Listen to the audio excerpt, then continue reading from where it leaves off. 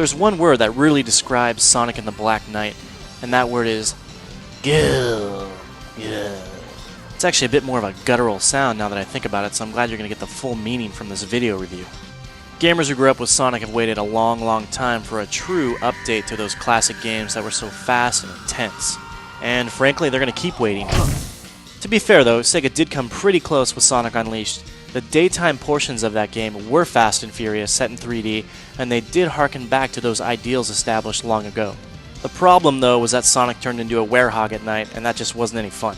I'll tell you what though, I'll take those werehog missions any day of the week over the entire experience of Sonic and the Black Knight, a mishmash of boring, clunky game design that's going to leave you wondering what the hell happened to your favorite mascot. Black Knight is of course inspired by Sonic and the Secret Rings, a game set to the storybook settings of past, and this time around you go back to the Knights of the Round Table armed with a sword and you clash with King Arthur himself. Now your first impression of this game might actually be good simply because it does have high production values, and they can trick you. There's a great variety of crisp, really well choreographed cutscenes, all rendered beautifully.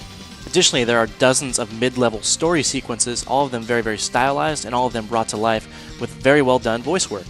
Okay, it's actually a bit campy and it's a bit overbaked, but I can tell that a lot of effort went into it. Yeah, but it's not over yet. The title uses Wi-Fi connection for a full online leaderboard ranking system for most of the levels. There's even a fun treasury mode where you can collect items you've gained in the adventure mode and trade them with friends over Wi-Fi connection. On top of everything else, there's a welcome gallery mode where you can look at pieces of art from the development team or from fans, and there's also renders from the game, and there's even bios for your favorite characters. Definitely some great fan service going on, and it's all brought together by a great menu system that looks very stylized, like something right out of King Arthur's era. And of course those production values spill over into the game engine itself. This is one of the prettier games on Nintendo's system. The graphics look really good, really detailed, really stylized, and glowing with a host of visual effects. There's really nothing lazy at all about the game. It actually feels like a lot of work went into making the title. But as soon as you sit down to actually play it, you're going to want to kill yourself.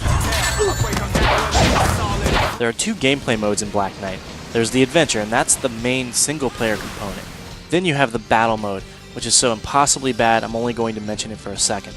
Here, you and up to 3 friends compete in an arena-style battle against each other or against a group of enemies, and as you can see, the characters, even Sonic, move around like tanks, for no particular reason whatsoever. What you see here is what you get. It's dated design, it's painfully boring, and you will hate it. Then there's the adventure portion, which plays like a Sonic the Hedgehog game. If, that is, you took out the speed, the loops, the corkscrews, the pinball mechanics, threw them out the window, threw a nuclear bomb on top of them, detonated that bomb, and then said, "Hey Sonic, I want to give you this sword, I want you to walk around really slowly, and I want you to fight a whole lot of enemies." The results ain't pretty, and let me put it this way, there's not a single level in this entire package that's even 1/10 as good as any of the daytime missions in Sonic Unleashed. You're always at a dead stop fighting enemies, and it just happens endlessly, and these battles take place via waggle, not gestures, because gestures imply some sort of calculated measurement. None of that's going on here. There's no vertical or horizontal slicing, it's just shake, shake, shake, and win.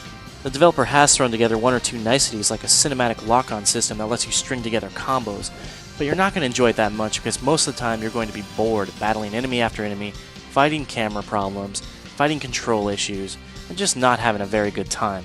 For all of these reasons and many more, I cannot recommend this game to anybody unless you fancy yourself an extremely die-hard, nearly radical Sonic fan. And if you're one of those, well, you've already forgiven a bunch of bad games anyway. Why not add one more to your list? For the full written review, check out ign.com.